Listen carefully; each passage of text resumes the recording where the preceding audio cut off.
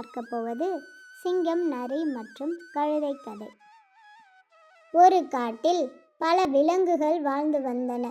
அந்த காட்டுக்கு சிங்கம் அரசனாக இருந்தது.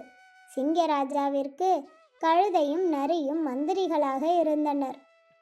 ஒரு நாள் இரவு நேரத்தில் விலங்குகளின் நிலைமையை அறிய சிங்கம் தன்னோடு 2 மந்திரிகளையும் அழைத்து கொண்டு மாறுவேடத்தில் சென்றது.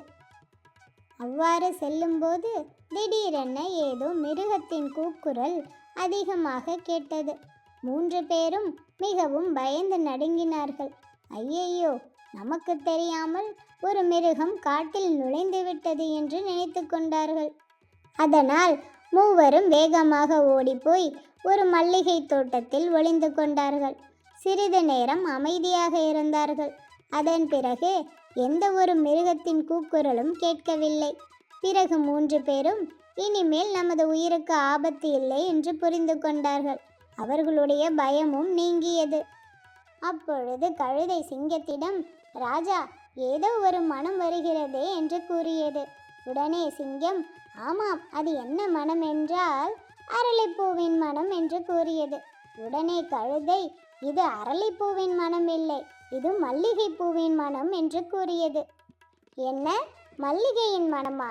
ராஜாவையே எதிர்த்து பேசுகிறாயா? உன்னை என்ன செய்கிறேன் பார் என்று கூறிக்கொண்டு சிங்கம் கழுதையின் கழுத்தை பிடித்தது.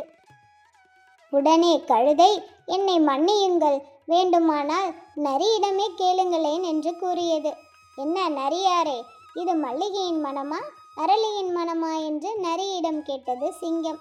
அதற்கு நரி, எனக்கு 2 நாட்களாக மூக்கில் சளி பிடித்து விட்டது, அதனால் இது என்ன மனம் என்று நுகர முடியவில்லை என்று கூறியது. சிங்கம் உடனே சிரித்தது. சாதுரியமாக பதில் கூறிவிட்டாயே, இது மல்லிகையின் மனம்தான். கழுதை சரியாகத்தான் சொன்னது, நான் தான் விளையாட்டாக கூறினேன் என்றது சிங்கம். பின் மூவரும் சிரித்துக்கொண்டே சென்றார்கள். சாமர்த்தியம் சில சமயங்களில் ஆபத்துகளிலிருந்து காப்பாற்றும் என்பதை இக்கதையிலிருந்து நாம் புரிந்து கொள்ளலாம்.